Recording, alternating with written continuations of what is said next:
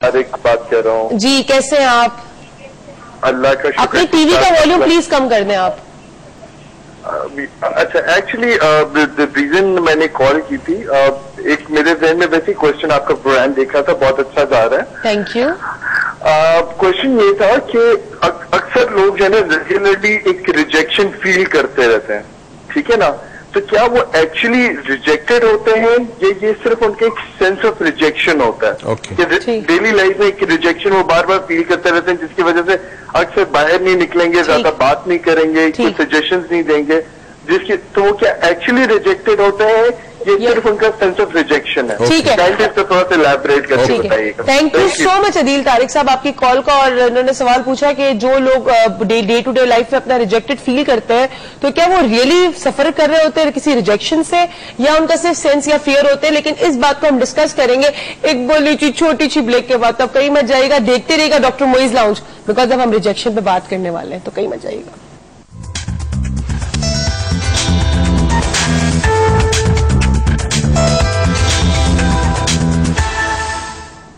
Welcome back. आ गए हम लोग रिजेक्शन के साथ। अब कितना अजीब लगता है ना, आ गए हम लोग रिजेक्शन के साथ। ओहो हो जी नहीं, हम आगे आपसे डिस्कस करने के सेंस ऑफ रिजेक्शन क्या है, किस तरह लोगों की जिंदगी को इन्फ्लुएंस कर रही है, और किस तरह बहुत सारी खवातीन। मुझे बात याद आई, जल्दी से बता दो। तो रात को भी मुझे ओवरसीज कॉल आई, और उसने ओवरसीज कॉल करके ये बताया कि उनके जो रिश्तेदार हैं पंजाब के कहीं किसी शहर के अंदर, तो उनके भाई को, उसकी वाइफ प्रेग्नेंट थी, तो फिक्र ये थी कि मेरी बीवी जो है वो और उसके खानदान जरा डार्कर साइड के ऊपर है, तो बच्चा जो है वो डार्क पैदा ना हो, ठीक है।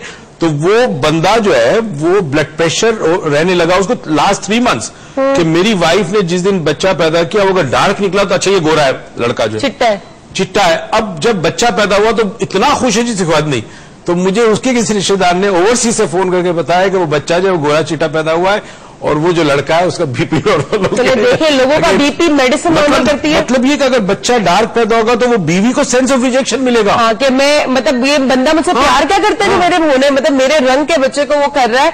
और देखिए बड़ा अजीब दुनिया है। कभी कभी हम बीपी की गोलियां खाते, बीपी को हम अपने कंट्रोल करने, बीपी बंद नहीं, बीपी अपने बीपी ब्लड प्रेशर को हम कंट्रोल करने के लिए गोलियां खाते हैं। लेकिन ये नया इंकशाफ हुआ है, गोरा बच्चा बीपी लो, गोरा बच्चा बीपी लो, अजीब चीज है ना। लेकिन ये पैमाना, आई हेट दिस, ये पैमाना किसने सेट किया जी? काला बुरा गोरा अच्छा, ये पैमाना की आसमान से तो उतर के नहीं आया है, कहीं लिखा हुआ तो नहीं मिला, हमने अपने स्टैंडर्ड्स खुद फिक्स किए हुए। पतली लड़की अच्छी क्यों, मैं मोटी हूं, मैं अच्छी नहीं हूं क्या? मैं अब बड़ी खुश हूं। तुम उरूज, तुम्हारा वेट ज्यादा है, तुम्हें लगता है, मगर तुम्हें ये नहीं पता कि अगर ये वेट ना होता तो तुम आज वो काम ही नहीं कर सकती। हाँ, मैं तो बड़ी खुश हूं। और आप देखिए, मैं आपको बता रही हूँ हमारे पास कितनी लड़कियां आती है जी प्रोफेसर मोइज, अच्छा डॉक्टर, आप चाहते दुनिया एक्सेप्ट कर ले आपको, आप खुद अपने आपको एक्सेप्ट ना करें। फर्स्ट थिंग ठीक है इज, जिनको फियर ऑफ रिजेक्शन होता है, सबसे पहले आप जैसे हैं अपने आप को एक्सेप्ट करें, अपने आप से मोहब्बत करें, पहली चीज ये, ठीक है। अब मैं तुम्हें बताऊं, दुनिया में रिलेटिविटी होती। फॉर एग्जाम्पल, तुम्हारी हाइट और तुम जैसी हो, पंजाब में और पख्तूनख्वा में this is considered as beauty, right.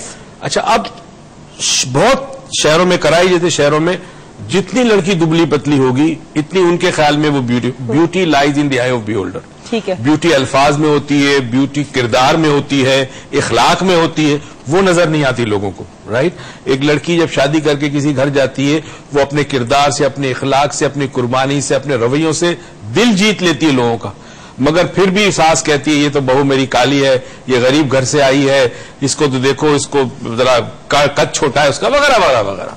अब देखें, आप टाइम खत्म हो गया ना, अब हम क्या करें, टाइम में रिजेक्ट कर दिया, आप बोले चले जाए, अभी खत्म हो गया, कुछ नहीं कर सकते ना। कोई नहीं, कल आएंगे हम भी टाइम से लड़ेंगे, स्ट्रगल करेंगे इस टॉपिक को पूरा करने के लिए। लेकिन आज का टाइम खत्म हो चुका है, और ये स्टैंडर्ड जिन्होंने अपनी जिंदगी में बनाया है ना कि जी पतले तो अच्छे, मोटे, तो आप चाहते दुनिया एक्सेप्ट कर ले, आपकी सास आपको एक्सेप्ट कर ले, आपकी माँ आपको एक्सेप्ट कर ले, आपके वालिद कर ले, आपके बच्चे कर ले, हर कोई एक्सेप्ट कर ले।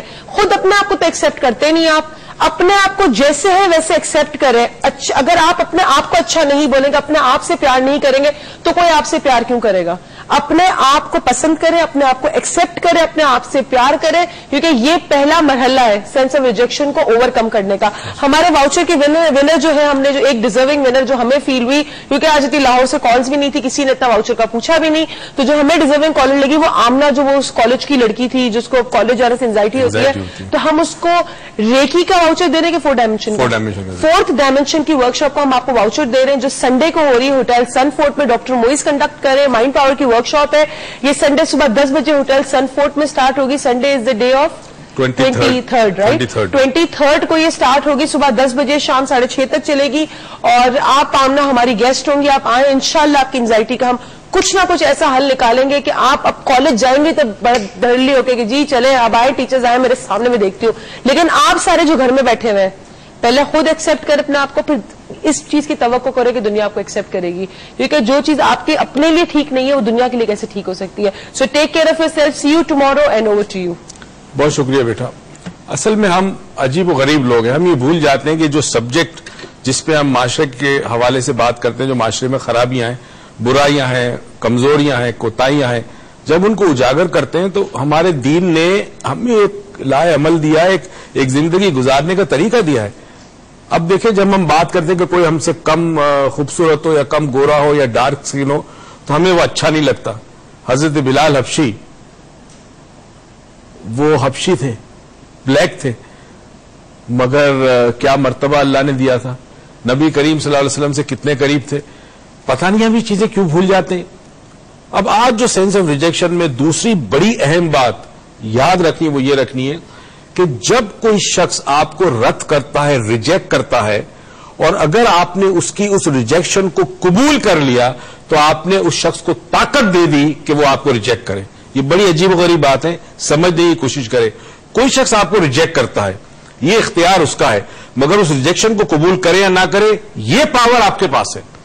जब आप एक्सेप्ट कर लेते हो कि हाँ उसने मुझे रिजेक्ट कर दिया, अब मेरा कुछ नहीं होगा, फला फला वजह थी, ये थी वो थी, अब आपने सारी ताकत उसको दे दी, अब आप कमजोर और वो ताकतवर हो गए। और यही वो कमजोरी जो आपको डिप्रेशन या किसी ज़हनी मर्ज में मुब्तला करेगी या आपके लिए प्रॉब्लम क्रिएट करेगी।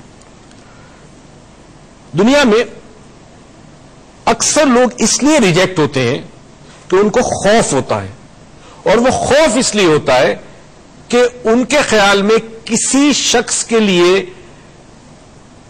वो अहम है या नहीं, ये सोचते रहते हैं। फॉर एग्जाम्पल, आपने उस शख्स को ताकत दे दी कि वो आपको किसी मनसब पे पहुंचाए, जहन में या ना पहुंचाए। आपने क्यों ताकत दी? उससे क्या फर्क पड़ता है कि वो आपके बारे में क्या सोचता है? आप अपने बारे में क्या समझते हैं, क्या सोचते हैं, दैट इज इंपॉर्टेंट।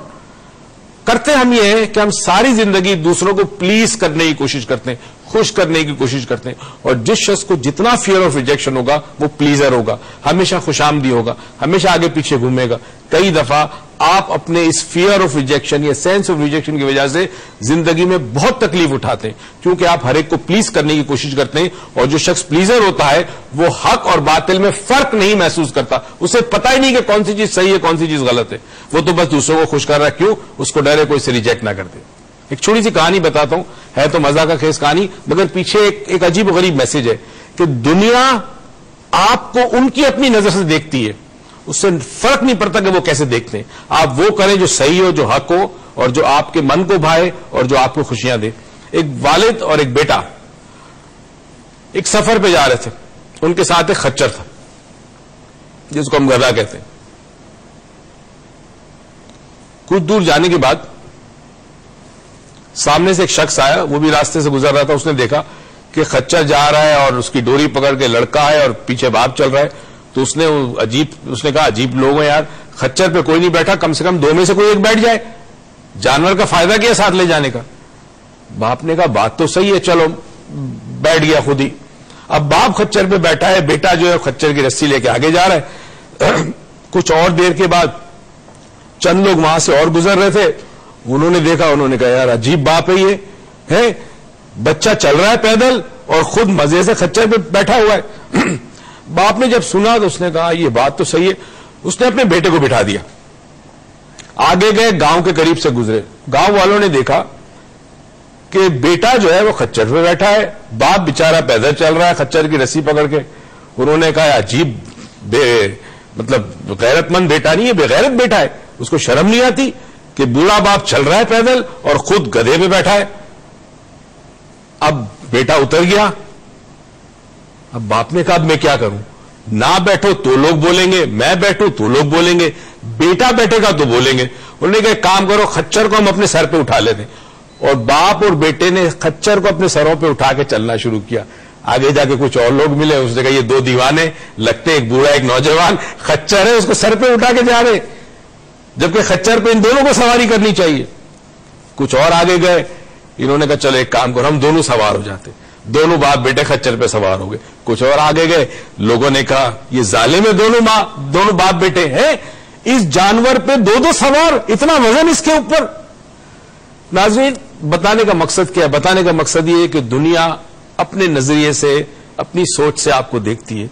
उससे कोई नहीं फर्क पड़ता कि वो आपको क्या समझते हैं, वो आपसे प्यार करते हैं या नहीं करते, इट रियली डजंट मैटर। दुनिया में ऐसे लोग होंगे जो आपको चाहेंगे, आप जैसे भी हैं। बहुत लोग ऐसे जो आपको कबूल करने को तैयार है, आपको अपने सर का ताज बनाने को तैयार है, आपको मोहब्बत और खुशियां देने को तैयार है। सिर्फ चंद उन लोगों की वजह से जिन्होंने अपनी किसी कॉम्प्लेक्स की वजह से, अपनी किसी खामी की वजह से आपको रिजेक्ट कर दिया। इस रिजेक्शन को एक्सेप्ट ना करें, मुंह पे मार दें उनके। इस दुआ और उम्मीद के साथ कि परवरदिगार मेरी आपकी हम सबकी जिंदगी में बहुत सारी खुशियां दें और ये तौफीक दे के खुशियां आप सब में बांटें। पाकिस्तान पाइंदाबाद।